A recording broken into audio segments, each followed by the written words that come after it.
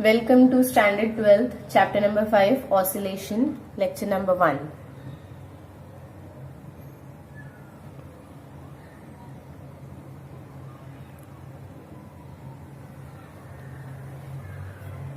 Starting with oscillations, let us discuss the basic terms in this chapter. That is, periodic motion. Beta, what is periodic motion? Any motion that repeats itself after equal interval of time is known as periodic motion. It means कोई भी motion, कोई भी ऐसा motion जो खुद को equal time interval के बाद में रिपीट करे उसे हम पीरियोडिक मोशन कहते हैं. अब एग्जाम्पल जैसे आपका घड़ी के कांटे कैसे बेटा हर इक्वल टाइम के बाद में अपने आप को सेम रिपीट करते हैं. मतलब 1 मिनट पहले जो कांटा 12 पे था, 1 मिनट बाद भी वो कांटा आपको 12 पे दिखेगा, एग्जैक्ट आफ्टर 1 मिनट, राइट. जैसे नेक्स्ट एग्जाम्पल है आपका सिंपल पेंडुलम कैसे बेटा अपनी जगह पे ऑसिलेट होता रहता है, उसका मोशन देखा है, वो भी पीरियोडिक मोशन है. Then rotation and revolution of planets, वो भी अपने टाइम पर ही इक्वल टाइम इंटरवल पर मूवमेंट परफॉर्म करते हैं. सीविंग मशीन की नीडल, ये सब पीरियोडिक मोशन में आता है. So what you say periodic motion as any motion that repeats itself after equal time interval is periodic motion.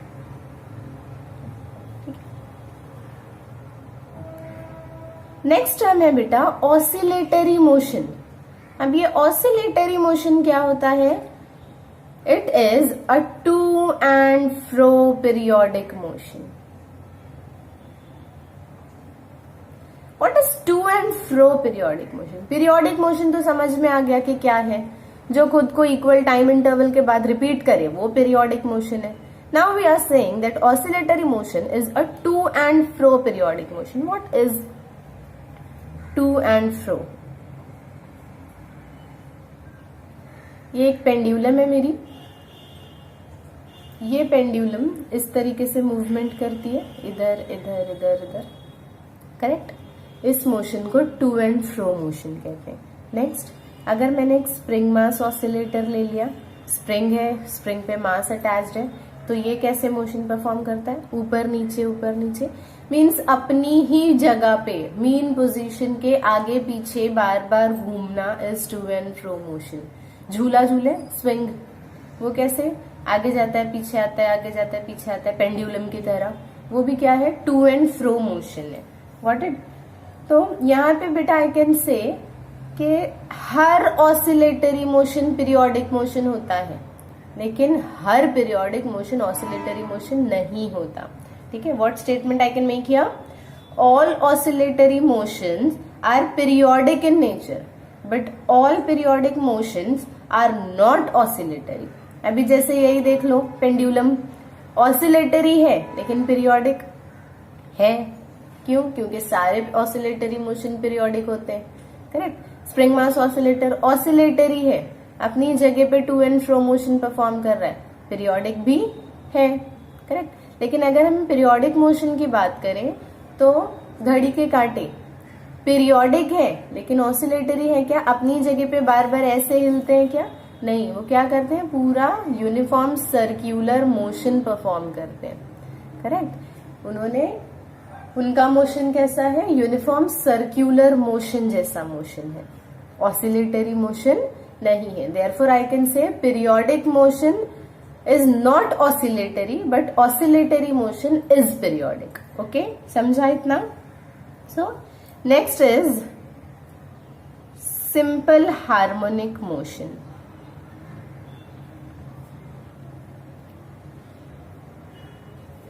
What is simple harmonic motion बेटा? What do you mean by the term harmonic? Harmonic क्या होता है? Harmonium सुना है. Harmonium कैसा होता है? अपने आप को कंप्रेस करता है, फिर रेरफैक्ट करता है, फिर कंप्रेस करता है, फिर रेरफैक्ट करता है। देखा है कभी हारमोनियम बजाते हुए किसी को? कैसे बजाते हैं? पहले कंप्रेस करते हैं, फिर थोड़ी देर के बाद में वो रेरफैक्ट होता है, फिर इक्वल टाइम इंटरवल के बाद में कंप्रेस होता है। तो वो जो इक्वल टाइम इंटरवल पे वो अपने आप को कंप्रेस और रेरफैक्ट कर रहा है, उस मोशन को हार्मोनिक मोशन कहते हैं। बार बार आगे पीछे हो रहा है, राइट? तो that is harmonic motion, harmonic in nature. अभी जैसे हमारे 7 सुर है, क्या 7 सुर है? सा रे ग म प ध नी सा। 7 सुर कहते हैं इसे, लेकिन बोलते क्या है? सारे ग म प ध नी सा, राइट? देखो 7 सुर बेटा यहाँ खत्म हो गए। ये जो है ये 8वां है और ये 8वां पहले के इक्वल है। मतलब 7 के बाद में पहले ने रिपीट किया खुद को, वैसे ही या ऐसे ही जाता है बेटा, सारे ग म प ध नी, सारे ग म प ध नी, सारे ग म प ध नी, राइट? मतलब हर 7 के बाद में पहला खुद को रिपीट कर रहा है। तो ये भी क्या है? हार्मोनिक नेचर है। इक्वल टाइम के बाद में खुद को रिपीट करना, after repeating itself after equal intervals. Got it? अभी ये तो हमने म्यूजिक की लैंग्वेज में बात कर ली। अगर मैं मैथ्स की लैंग्वेज में कहूं तो मैथमेटिक्स की लैंग्वेज में हार्मोनिक फंक्शंस कैसे बताएंगे हम? मैंने थीटा लिया, समझो मेरा थीटा है 0 degree, 90 degree, 180 degree, 270 degree and 360 degree.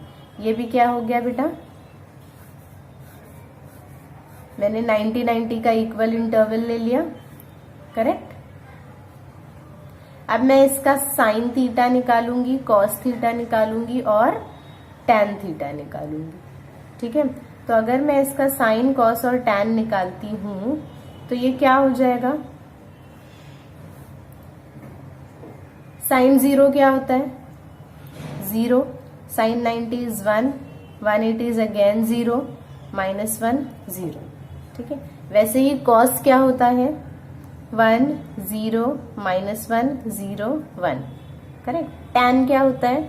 0 infinity. Tan जो है वो 0 से लेके 90 पे आने तक के ही इन्फिनिटी हो जाता है।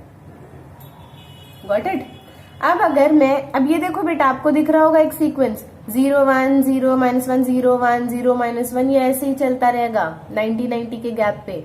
उसी तरीके से कॉस में 1 0 -1 0 1 0 -1 0, ये भी ऐसे ही रिपीट होता रहेगा। तो आई can say that it is a harmonic function, correct? अगर मैं इसका ग्राफ बनाती हूं साइन थीटा वर्सेस थीटा का, तो ये कुछ ऐसा हो जाएगा। ये 0 है, ये 90 है, ये 180, 270, 360, ठीक है? अब यहाँ पे क्या हो रहा है? ये मेरा +1 है, यहाँ पे ये मेरा -1 है। साइन 0 से उठा, 1 पे गया, 0 पे आया, -1 पे गया,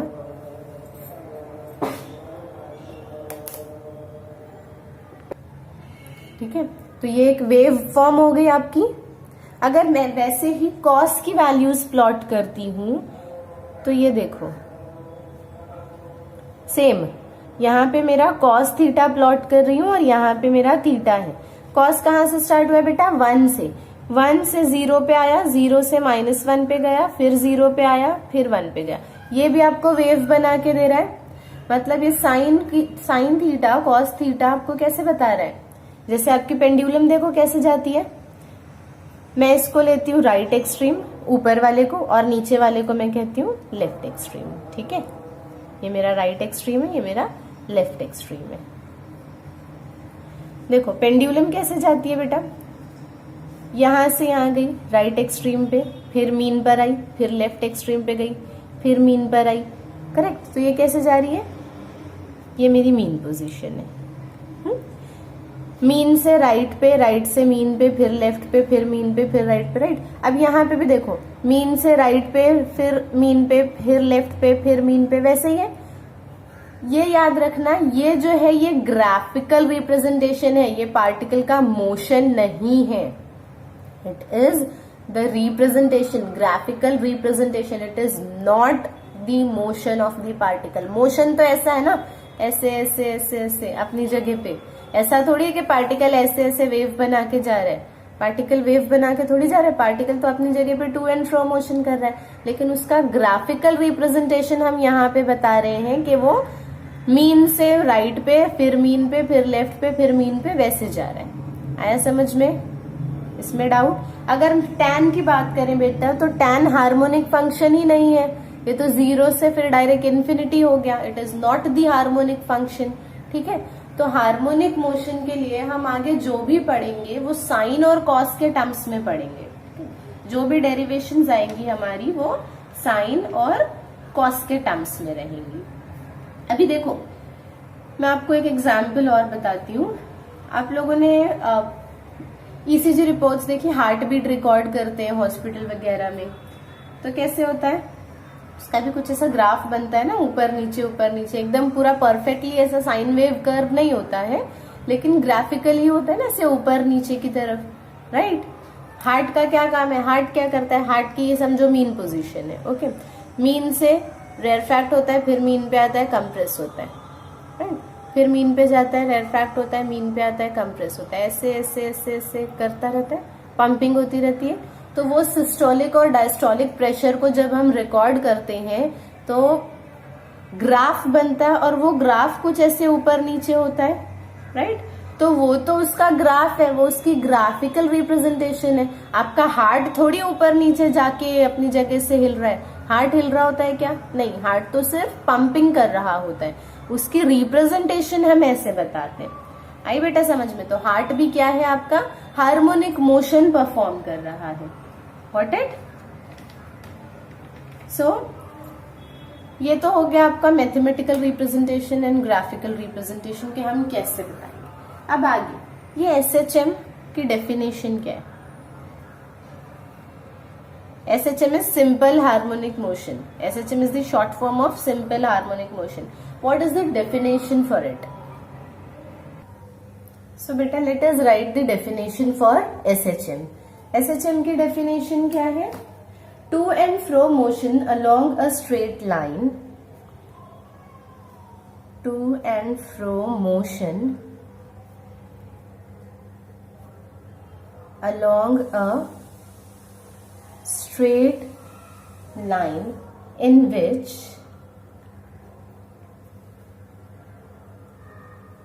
restoring force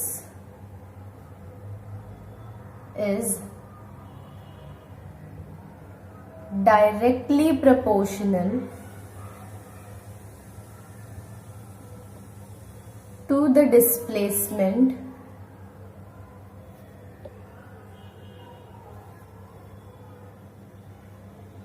and it is always directed towards the mean position.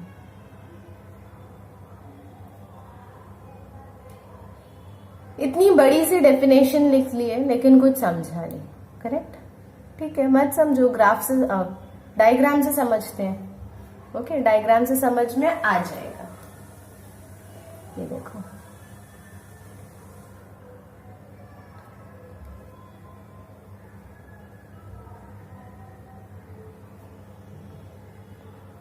ये मेरा एक स्प्रिंग मास ऑसिलेटर है, ये उसकी मीन पोजीशन है। मैंने इसे स्ट्रेच किया और यहां पे ले गई, ठीक है। ये मीन पोजीशन थी, ये क्या हो गई, right extreme, correct.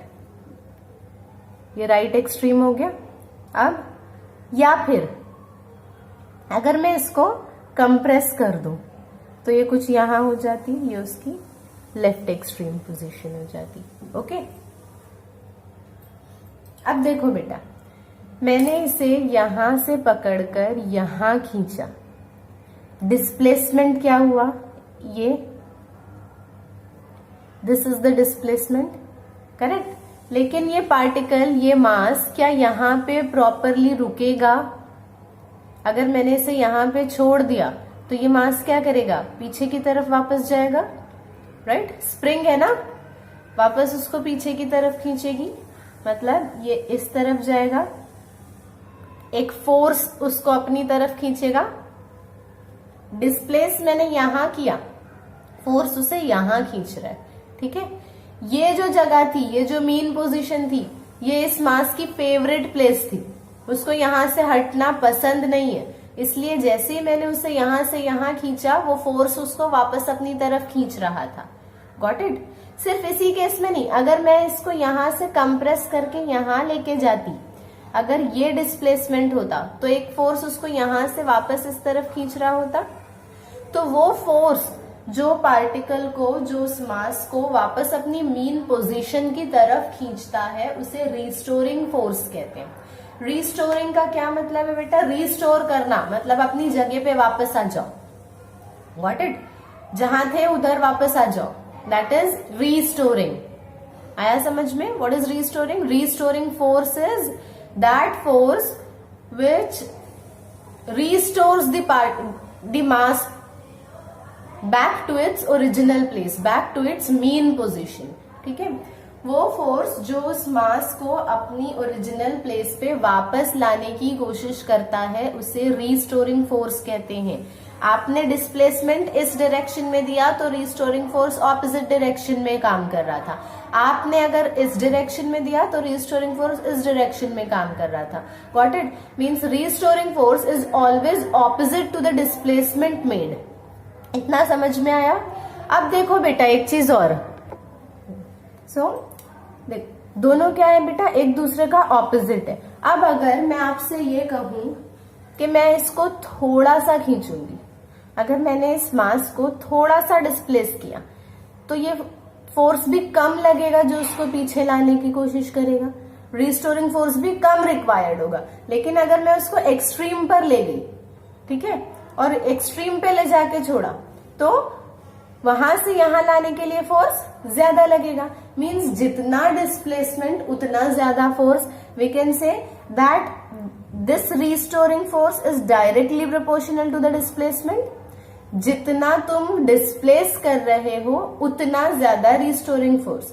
Hence you can say restoring force is directly proportional to the displacement made. But बेटा what next you have seen, displacement ये डायरेक्शन में है तो फोर्स ये डायरेक्शन में, डिस्प्लेसमेंट ये डायरेक्शन में तो फोर्स ये डायरेक्शन में, means they are always opposite to each other. So to indicate that opposite direction we put a negative sign here. Got it? अब ये हो गया. नेक्स्ट पार्ट देखो.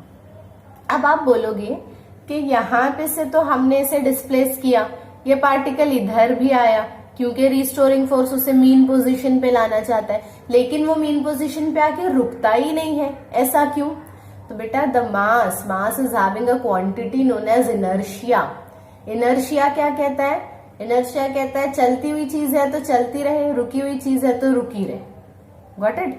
तो अब जब तुम यहां ले गए तो रिस्टोरिंग फोर्स ने कहा मुझे ये पोजीशन पसंद है, मैं वापस उसको यहां लेके आऊंगा. रिस्टोरिंग फोर्स यहां लेकर आया, यहां आते साथ रिस्टोरिंग फोर्स का काम खत्म, लेकिन इनर्शिया का काम स्टार्ट हो गया. इनर्शिया कहता है मैं रुकने दूंगा ही नहीं, मैं वापस अंदर लेके जाऊंगा. अब जैसे ही वो अंदर जाता है फिर रिस्टोरिंग फोर्स उसको खींच के वापस लाता है, फिर इनर्शिया आगे लेके जाता है, फिर रिस्टोरिंग फोर्स वापस लाता है, इनर्शिया अंदर लेके जाता है. इस वजह से पार्टिकल क्या करता है? अपनी जगह पे ऑसिलेट करना स्टार्ट करता है. आई बात समझ में? ऑसिलेशन की ओर है. Restoring force inertia, restoring force inertia, restoring force inertia. Got it? कैसे ऑसिलेशन हो रहा है. लेकिन अगर तुम्हारे इस स्प्रिंग मास ऑसिलेटर में फ्रिक्शन नहीं है, if it is a friction less quantity, यहां पे अगर तुमको फ्रिक्शन ही नहीं है तो क्या होगा? तो ये हमेशा के लिए ऑसिलेट ही होता रहेगा ये ऑसिलेटर. ठीक है? फ्रिक्शन उसको रोकती है, धीरे धीरे धीरे करके रोकने का काम फ्रिक्शन का है.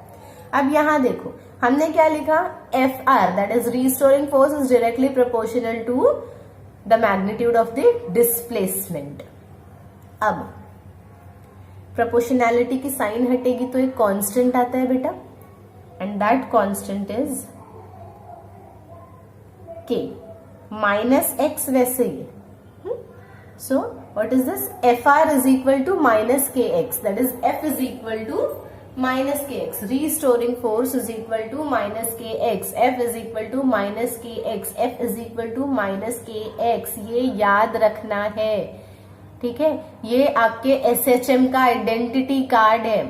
अगर ये प्रूव नहीं होता है, अगर किसी मोशन में, किसी ऑसिलेटरी मोशन में F is equal to minus के एक्स नहीं है, तो वो सिर्फ ऑसिलेटरी मोशन है, वो एसएचएम नहीं है।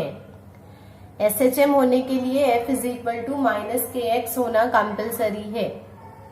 व्हाट इज दिस के बेटा, it is spring constant. Either you can say it as spring constant or you can say it as force constant, ठीक है। अब ये जो स्प्रिंग कांस्टेंट है, ये अलग अलग स्प्रिंग के लिए अलग अलग होता है। लाइक ये it depends on the stiffness of the spring. जितना स्टिफनेस उतनी के की वैल्यू। अभी जैसे कि बाइक की स्प्रिंग अलग होती है, पेन की स्प्रिंग अलग होती है, स्प्रिंग मास ऑसिलेटर जो देखा है उसकी स्प्रिंग अलग है। तो बेटा सब जगह जैसे जैसे अलग अलग स्प्रिंग्स यूज होंगी, वैसे वैसे उसकी के की वैल्यू भी चेंज होती जाएगी। लेकिन इन ऑल आपको क्या देखना है कि F is proportional to k, sorry F is proportional to X। अगर F is proportional to X है तो वो SHM है। सिर्फ F is proportional to X नहीं, even I can say that A is also directly proportional to minus x। अब A कहां से आ गया, एक्सेलरेशन कहां से आ गया। What Newton said, न्यूटन का क्या कहना था, F is equal to ma, it means F is directly proportional to A, correct। If F is proportional to A and F is also proportional to X, तो बेटा indirectly A is proportional to X, correct। तो अगर आप चाहे तो ये proof कर दें कि F is equal to x, F is proportional to x, या ये प्रूफ कर दें कि A is proportional to x. दोनों में से कोई भी प्रूव होता है तो भी क्या प्रूव हो जाएगा कि आपका सिस्टम SHM परफॉर्म कर रहा है। Got it. अब बेटा देखो नेक्स्ट, यहाँ पे क्या हो रहा है, ये जो आपका SHM है इसका सिर्फ नाम है सिंपल हार्मोनिक मोशन, ये उतना सिंपल नहीं है, ठीक है। अब ये क्यों उतना सिंपल नहीं है हम देखेंगे आगे। ये देखो मैंने यहाँ पे ये डायग्राम बनाया,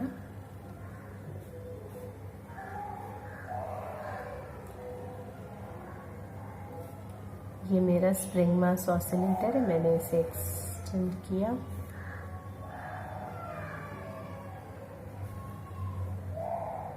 ये मीन पोजीशन पे था, मैं इसको राइट एक्सट्रीम पर लेके जा रही हूँ।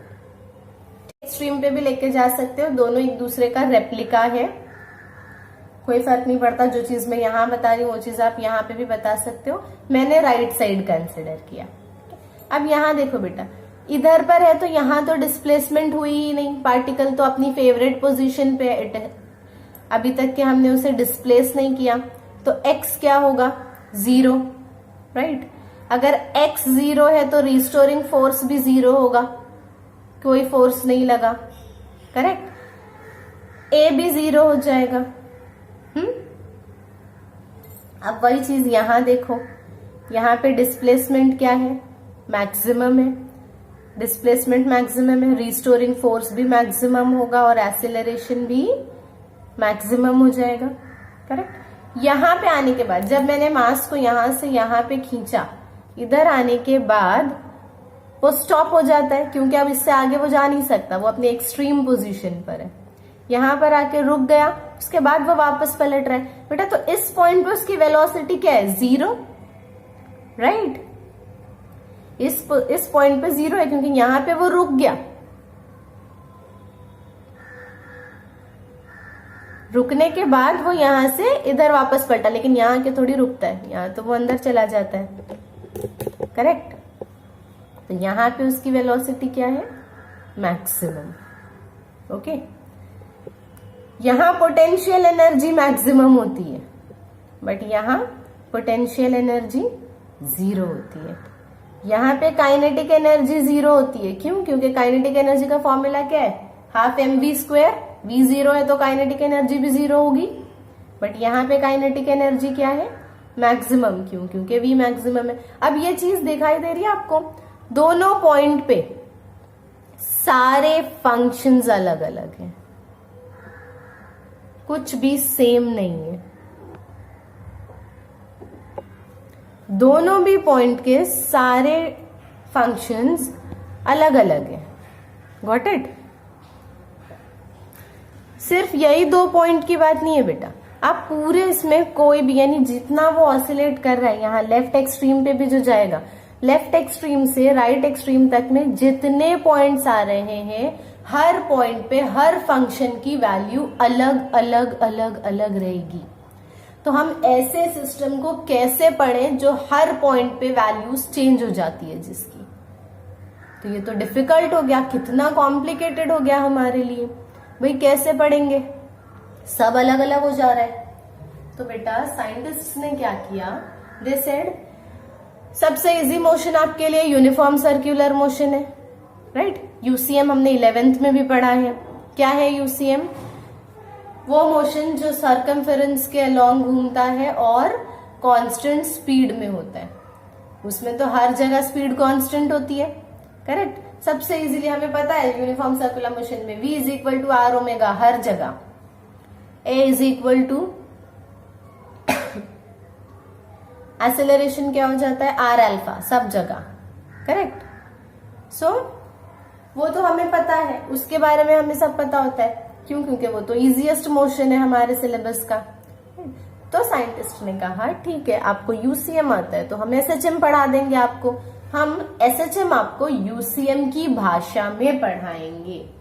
अब अगर आपको एसएचएम को यूसीएम की भाषा में पढ़ना है तो कुछ टर्म्स हैं जो आपको पता होने चाहिए।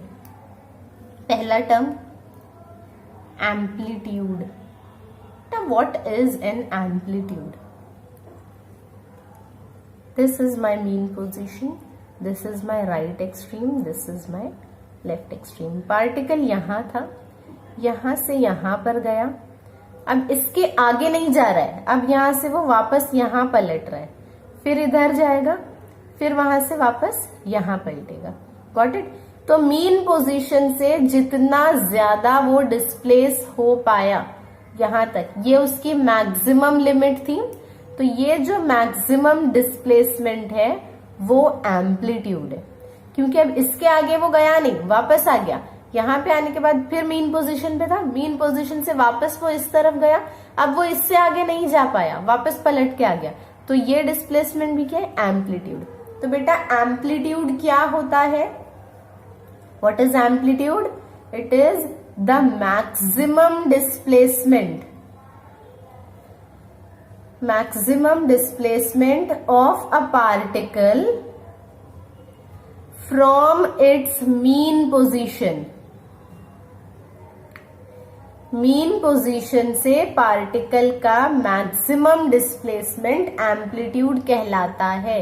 अब देखो एक ऑसिलेशन कंप्लीट हुआ, यहां से एक ऑसिलेशन कब कंप्लीट होता है? मीन पोजीशन से राइट पे, राइट से मीन पे, फिर लेफ्ट पे, फिर मीन पे, मतलब मीन से शुरू होके मीन पर ही वापस आ गया वो, राइट और लेफ्ट जाकर। Means if this is my pendulum, तो ये पेंडुलम यहां से स्टार्ट हुई, इधर गई, इधर आई, इधर गई, इधर आई, तो जाके एक ऑसिलेशन कंप्लीट हुआ। तो बेटा देखो एक ऑसिलेशन में उसने कितना डिस्टेंस कवर किया?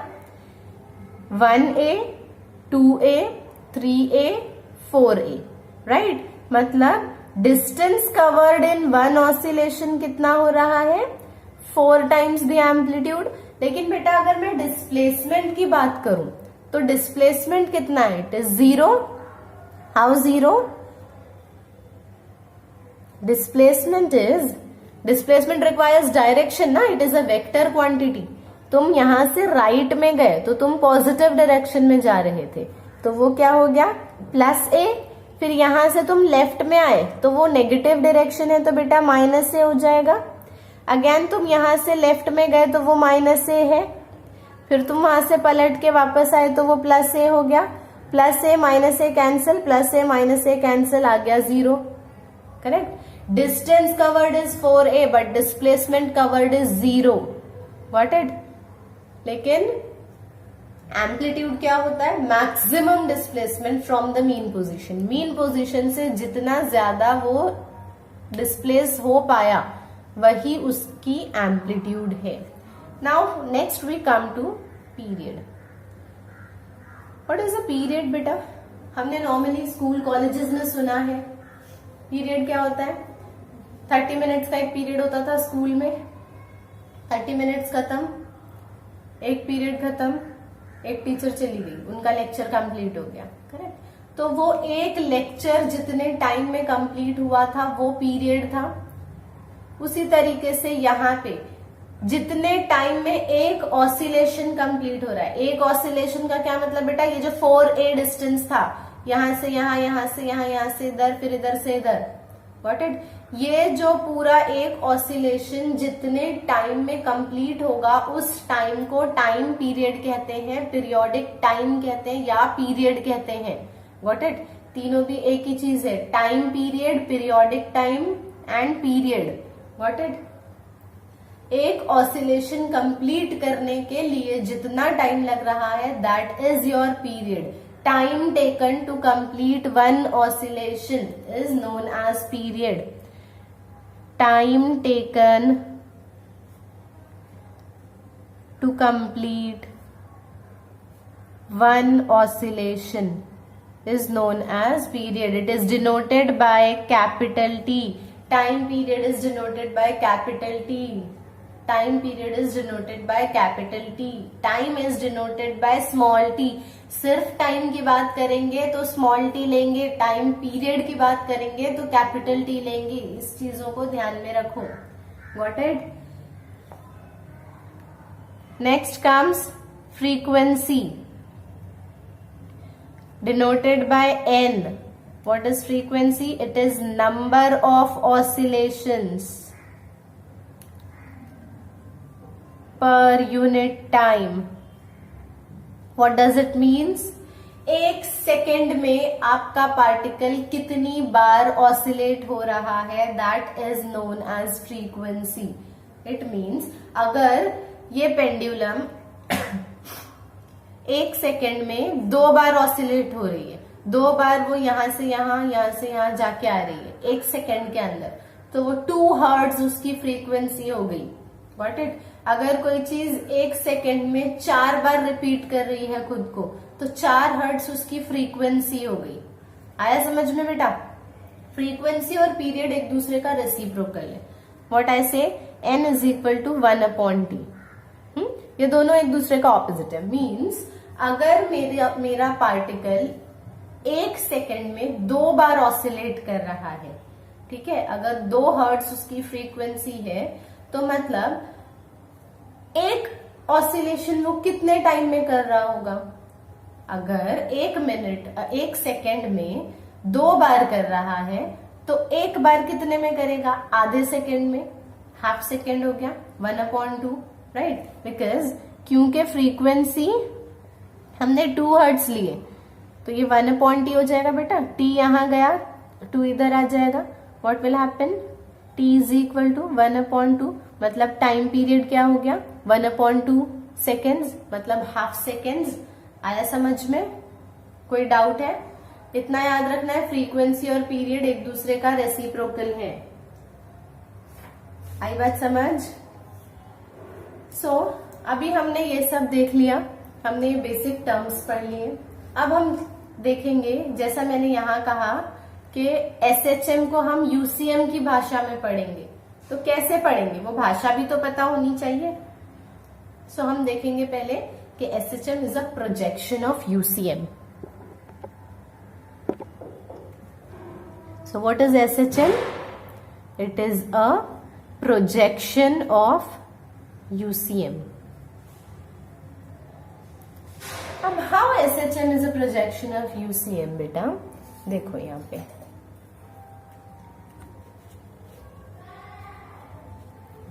ये मेरी SHM की लाइन है. ओके, यहाँ पे मेरा पार्टिकल SHM परफॉर्म करने वाला है. SHM 2 डायमेंशनली होता है ना, ऐसे ऐसे. ये मेरा यूसीएम का सर्कल है।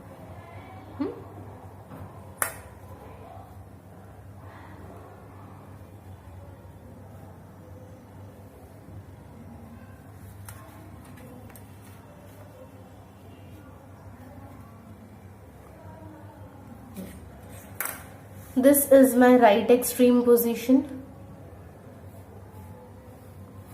This is my left extreme position. This is my mean position. ठीक है, अब इधर देखो, जब पार्टिकल यहां था, पार्टिकल मीन पोजीशन पे था, मैंने उसकी परछाई यूसीएम पर बनाई, तो वो कुछ इधर आ जाएगी। ठीक है, मतलब यूसीएम पे मेरा पार्टिकल इधर दिखाई देगा, एसएचएम पर इधर था। अब पार्टिकल यहां से यहां गया तो इधर आ जाएगा। ठीक है, समझो बेटा, ये मेरा पॉइंट ए है, तो मेरा पॉइंट ए इधर आ गया। ओके, इसके बाद पार्टिकल यहां पहुंचा तो इधर आ गया। मतलब ये देखो, पार्टिकल ने जब मीन पोजीशन से राइट एक्सट्रीम तक के गया, यहां से यहां तक के जाने में उसने 90 डिग्री फेज कवर कर लिया। अब मेरा पार्टिकल वापस पलट रहा है। व्हाट इट, अब वो यहां से यहां वापस, यहां से इधर गया तो 90 डिग्री का फेज कंप्लीट हो गया। अब वो यहां से वापस इधर आ रहा है, तो क्या होगा, देखो पार्टिकल मेरा यहां से, अब समझो इधर है, वापस आने में यहां पर है। ये मेरा पॉइंट बी है। अब मैं पॉइंट बी की परछाई बनाऊंगी, तो वो कैसे बनेगी, इधर। अब वो फर्स्ट में नहीं बन रही है बेटा, ये फर्स्ट था मेरा, मैंने इसे सेकंड लिया, इसे थर्ड लिया और इसे फोर्थ लिया।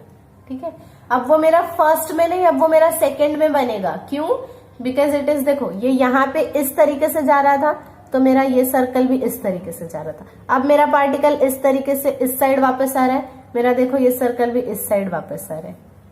ठीक है, आया समझ में, ये इसकी इस डायरेक्शन की पोजीशन, तो इसकी भी इस डायरेक्शन में, ये वापस आने वाली तो इसकी भी वापस आने वाली।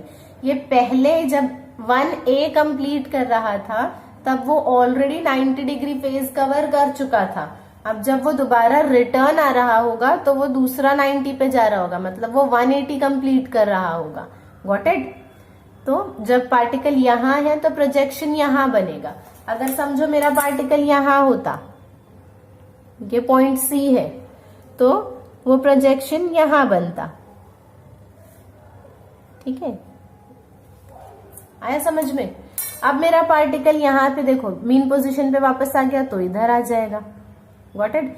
मतलब मीन पोजीशन से राइट एक्सट्रीम पे जाने के लिए उसने 90 कवर किया, फिर राइट एक्सट्रीम से मीन पोजीशन पे आने के लिए नेक्स्ट 90 कवर हो गया। मतलब अभी तक के उसने 180 का फेज ट्रेस कर चुका है। अब वो जब वहां वापस यहां से इस तरफ जा रहा होगा, अब मेरा पार्टिकल समझो यहां पे कहीं पर है, this is my point D. तो ये पार्टिकल अब इस तरफ जा रहा है, इस तरफ वाला डायरेक्शन ये है, करेक्ट। तो अब इस थर्ड में आएंगे हम, तो मेरा प्रोजेक्शन यहां पे बनेगा इधर, ये मेरा पॉइंट डी हो गया। पार्टिकल इधर आएगा ई, तो प्रोजेक्शन यहां बनेगा। अगर पार्टिकल इधर आ गया लेफ्ट एक्सट्रीम पे एफ, तो मेरा एफ इधर आ गया। अब यहां पे पहुंचने के बाद पार्टिकल वापस पलटेगा ना मीन की तरफ। अब जब मीन की तरफ जा रहा है ये वाला डायरेक्शन, मतलब अगेन ये डायरेक्शन। अब हम फोर्थ में बनाएंगे। समझो यहां से पलट के मेरा पार्टिकल यहां पर आया, इधर पे, दिस इज माई जी। तो इसका प्रोजेक्शन इस पे बनेगा बेटा, फोर्थ वाले पे, this is your G. Particle यहां आया, दिस इज एच, तो this will be your H. समझा। मतलब ये एक ऑसिलेशन कंप्लीट कर रहा था जब, तब पार्टिकल उस एक ऑसिलेशन में यूसीएम में 360 डिग्री कवर हो गया। आया समझ में। How we are showing the projection of SHM on UCM, किस तरीके से बताना है। यहां से यहां गया तो 90, यहां से यहां गया तो नेक्स्ट 90, यहां से यहां गया तो नेक्स्ट 90, यहां से यहां आया नेक्स्ट 90। आया समझ में? इजी है, बता सकते हैं प्रोजेक्शन। What it. अब ये भाषा समझ में आ गई तो कंपैरिजन करेंगे। कैसे कंपैरिजन करेंगे? यूसीएम में तो हम रेडियस की बात करते हैं, एंगुलर डिस्प्लेसमेंट की बात करते हैं। तो अगर हम यहाँ पे रेडियस बोल रहे तो यहाँ तो ये थोड़ी सर्कल है, यहाँ रेडियस तो नहीं बोल सकते, तो यहाँ क्या बोलेंगे? ये देखो, हम कंपैरिजन चार्ट बना लेते हैं।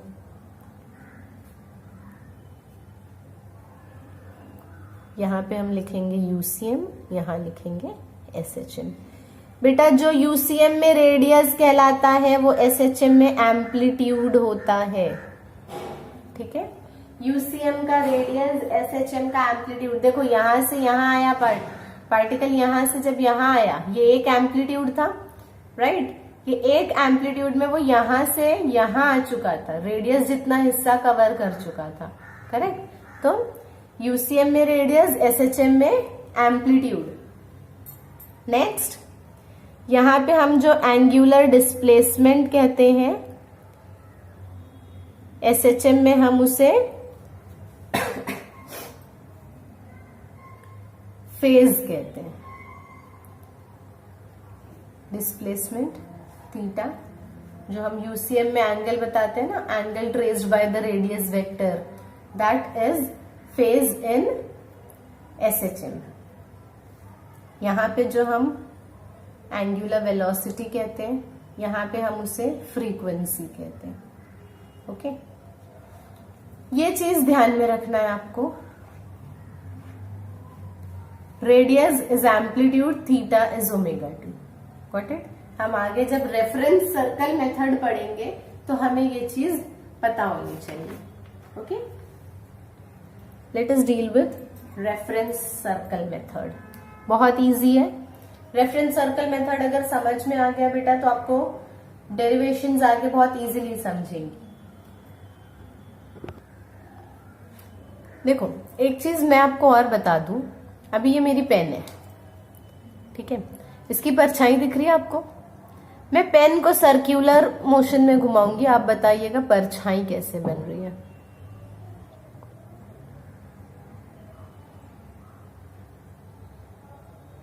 दिख रही है? पेन तो सर्कुलर मोशन कर रही है लेकिन परछाई एसएचएम परफॉर्म कर रही है, राइट। सो हम कह सकते हैं एसएचएम यूसीएम का प्रोजेक्शन है, यूसीएम एसएचएम का प्रोजेक्शन है, राइट। परछाई 2 डायमेंशनली ही घूम रही थी लेकिन पेन कैसे घूम रही थी? पेन 3 डायमेंशनली घूम रही थी। सो यूसीएम की परछाई एसएचएम पे बन सकती है, एसएचएम की परछाई यूसीएम पे बन सकती है। आया समझ में? Both are projections of each other. अभी देखो हम रेफरेंस सर्कल मेथड देख रहे थे। What is this reference circle method? Same जैसा हमने यहां पे देखा वैसे ही देखना, वही चीज है।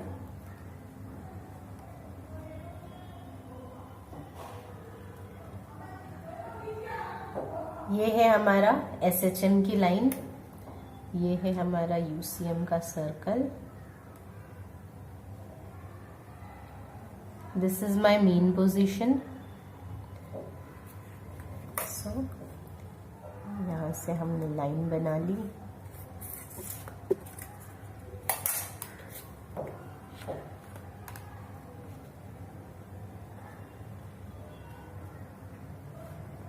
ठीक है, अब देखो बेटा, मैंने पार्टिकल को ऑब्जर्व करना स्टार्ट किया। जब मैं इसे ऑब्जर्व करना स्टार्ट कर रही हूं वो मीन पोजीशन पर है, यहां पर है, तो मैं यहां पे टाइम को 0 लूंगी, ठीक है, because I started observing at this point. बेटा t is equal to 0 is not that point जब आपका पार्टिकल मोशन स्टार्ट कर रहा है, वो नहीं। तुमने जब ऑब्जर्व करना स्टार्ट किया वो t इज इक्वल टू 0 होता है। अब आपकी सुबह अगर 8 बजे हुई, आपका दिन 8 बजे से शुरू हुआ, राइट, आपके लिए वो 8 t इज इक्वल टू 0 था। लेकिन ऐसा थोड़ी था कि सूरज 8 बजे निकला था, सूरज तो पहले ही निकल चुका था, दिन की शुरुआत तो पहले से हो चुकी थी, पार्टिकल मोशन में पहले से था। आपने नोटिस इस वक्त करना स्टार्ट किया तो हम उसे मीन पोजीशन पे वहां पे 0 ले रहे। वो ऑलरेडी पहले से ही ऑसिलेट कर रहा था, लेकिन मैंने जब नोटिस करना स्टार्ट किया तब पार्टिकल इधर था और यहां से मैंने उसे नोटिस करना स्टार्ट किया, ऑब्जर्व करना स्टार्ट किया, तो मैंने यहां पे उसे t इज इक्वल टू 0 लिया। करेक्ट। अब जैसे ही वो समझो यहां से यहां गया, ओके, इधर पहुंचा, मतलब यहां पे मेरा time is equal to t हो गया। अब इसका प्रोजेक्शन अगर मैं नीचे बनाती हूं तो वो कहीं यहां पर आएगा। करेक्ट। इधर आया तो मैं यूसीएम में अगर बात करूं तो मैं रेडियस बनाऊंगी, क्योंकि मुझे डिस्प्लेसमेंट देखना पड़ेगा। यूसीएम की भाषा में बात करेंगे तो भाई यूसीएम के कंसेप्ट लेने पड़ेंगे। हमने रेडियस बना लिया। करेक्ट। ये डिस्प्लेसमेंट था मेरे पार्टिकल का, राइट। यहां पे अगर देखा जाए, यूसीएम पे देखा जाए तो ये डिस्प्लेसमेंट हो जाएगा, एंगुलर डिस्प्लेसमेंट। करेक्ट। अब यहां पे एंगुलर डिस्प्लेसमेंट है। अगर मैं ये पैरेललोग्राम कंप्लीट करती हूं, ये देखो, ये मैंने यहां पे भी इसे परपेंडिकुलर बना दिया, तो मेरी ये लाइन इसके बराबर होगी, क्योंकि ये कंप्लीट पैरेललोग्राम बन रहा है बेटा। दोनों ऑपोजिट साइड्स इक्वल हो जाएंगी, तो ये मेरा x हो जाएगा। ये क्या होता है SHM के लिए एम्पलीट्यूड, तो मैं यहाँ पे a लिख सकती हूं। करेक्ट। अगर ये ट्रायंगल मैं यहां पे बनाऊं तो ये कुछ ऐसा है, ये थीटा, ये x और ये a। करेक्ट। तो बेटा what is sine theta? Sine theta क्या होता है? 9th standard geometry, opposite upon hypotenuse. Theta का ऑपोजिट क्या है? x। हाइपोटेन्यूज क्या है? a। Sine theta will be x upon a। a यहां जाएगा, x इधर ही रह जाएगा, क्या हो जाएगा? x is equal to a sine theta, right. Got it. अगर मैं थीटा हमने क्या कहा SHM में? थीटा मतलब ओमेगा टी, तो ये क्या हो जाएगा? x is equal to a sine omega t. This is the expression for displacement of a particle in SHM। कितनी इजीली हमें मिल गई। आगे हम इसकी डेरिवेशन पढ़ने वाले हैं। नेक्स्ट लेक्चर्स में हम डिस्प्लेसमेंट, वेलोसिटी और एक्सेलरेशन की एक्सप्रेशंस पढ़ेंगे, डिराइव करेंगे उनकी एक्सप्रेशंस को। लेकिन रेफरेंस सर्कल मेथड से हमें कितनी इजीली पता चल गया, कितनी आसानी से हमने निकाल लिया कि डिस्प्लेसमेंट क्या होगा, राइट। अब देखो बेटा एक चीज और, अगर मेरा थीटा, अगर ये डिस्प्लेसमेंट मेरा 30 डिग्री होता, ठीक है, एग्जाम्पल लेते हैं, इफ थीटा मेरा 30 डिग्री होता तो मेरा डिस्प्लेसमेंट क्या होता? ये डिस्प्लेसमेंट कितना होता? क्या हो जाता? ये a sine 30। Correct. What is sine 30 बेटा? इट इज 1/2, तो a/2 हो गया। मीन्स अगर थीटा 30 डिग्री होता तो ये x half of the amplitude पे पहुंच चुका होता, राइट। इसी तरीके से हम आगे भी निकाल सकते हैं। अगर हमें थीटा पता है तो हम डिस्प्लेसमेंट भी पता कर सकते हैं। समझ रहा है आपको? कंपैरिजन समझ में आ रहा है किस तरीके से आप यूसीएम से SHM निकाल सकते हो? Got it. अभी देखो यहां पे हमने डिस्प्लेसमेंट निकाला, मैं आपको वेलोसिटी भी निकाल के बताती हूँ, एक्सेलरेशन भी निकाल के बताती हूँ कि how you have to do that. Velocity की डेफिनेशन क्या कहती है बेटा? What is velocity? It is rate of change of displacement. Rate of change of displacement means dx by dt is equal to v। d by dt रहने दो वैसे ही, x की जगह पे डालो जो तुमको मिला है। क्या मिला है? a sine omega T. Correct. क्या हो जाएगा? a तो कांस्टेंट है, बाहर रह जाएगा। साइन ओमेगा टी का डेरिवेटिव क्या होता है? Cos omega t, right. क्योंकि हम with respect to t differentiate कर रहे थे बेटा, with respect to omega t differentiate नहीं कर रहे थे, तो ओमेगा एक और कांस्टेंट है जो उसके साथ है, तो वो भी मल्टीप्लाई हो जाएगा। सो आपको वेलोसिटी भी मिल गई, v is equal to a omega cos omega t. अगर मैं एक्सेलरेशन निकालना चाहूं तो एक्सेलरेशन क्या कहता है? dv by dt is equal to acceleration. Rate of change in velocity is your acceleration, तो ए क्या हो जाएगा, d by d t of a omega cos omega t. A constant है, ओमेगा भी कांस्टेंट है, वैसे ही रह जाएगा। कॉस ओमेगा टी का डेरिवेटिव क्या होता है, minus sine omega t, minus इधर आया, साइन ओमेगा टी वैसे ही हो गया, क्योंकि ओमेगा था टी के साथ में तो ओमेगा मल्टीप्लाई हो जाएगा, तो ये ओमेगा स्क्वायर हो गया। तो एक्सेलरेशन क्या हो जाएगा बेटा आपका, minus A omega square sine omega T. Got it? कितनी इजीली हमने डिस्प्लेसमेंट, वेलोसिटी और एक्सेलरेशन तीनों निकाल लिए। इसी तरीके से हम डेरिवेशन में भी करेंगे नेक्स्ट लेक्चर में। अभी देखो एक चीज और, अगर मैं यहाँ पे नोटिस कर रही थी जब, तो पार्टिकल 0 पर था, लेकिन अगर कभी ऐसा होता कि मैंने जब नोटिस करना स्टार्ट किया तो पार्टिकल मीन पोजीशन पे नहीं यहाँ कहीं पर होता, तो मुझे t0 तो यहां से लेना पड़ता और डिस्प्लेसमेंट पार्टिकल का यहां से देखना पड़ता, राइट? तो हम अभी वैसे देखेंगे कि अगर हमारा पार्टिकल अपनी मीन पोजीशन पे नहीं होता हमारे ऑब्जर्वेशन के टाइम पे, तो हम किस तरीके से रेफरेंस लेते हैं। ये देखो अगेन, ये SHM है, ये UCM है,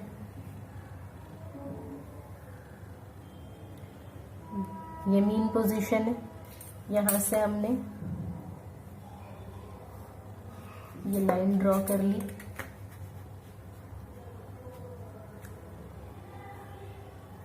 ठीक है, अब देखो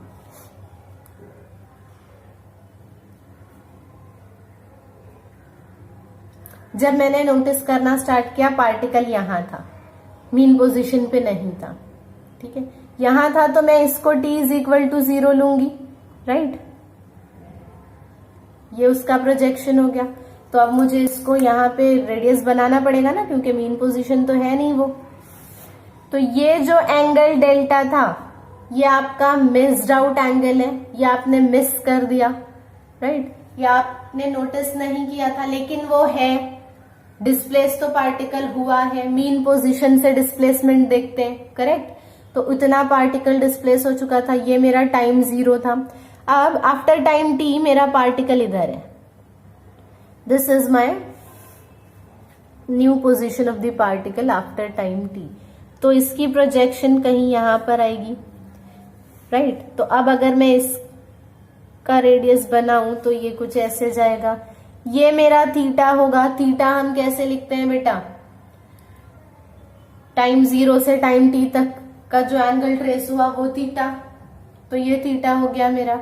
लेकिन डिस्प्लेसमेंट तो ये था ना पार्टिकल का, मीन पोजीशन से डिस्प्लेस होता है पार्टिकल, तो ये उसका डिस्प्लेसमेंट हो गया। अगर मैं डिस्प्लेसमेंट को नीचे बनाऊं तो मेरा डिस्प्लेसमेंट ऐसे यहां पे बनेगा, इधर पे, this will be my displacement. ये जो ट्रायंगल अंदर बना है बेटा, मैं यहाँ पे बाहर बना के बताती हूँ थोड़ा बड़ा करके। ये मेरा x है, ये एम्पलीट्यूड हो जाएगा, because amplitude is the radius, correct? ये एम्पलीट्यूड हो गया। अब ये जो एंगल है, ये पूरा एंगल है, ये एंगल क्या है, डेल्टा प्लस थीटा, करेक्ट?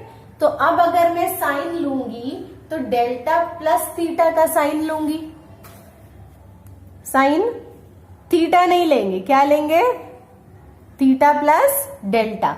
तो ये क्या हो जाएगा, again opposite upon hypotenuse which is x upon A इधर जाएगा, x इधर ही रहेगा, x is equal to sine theta plus delta which is equal to a।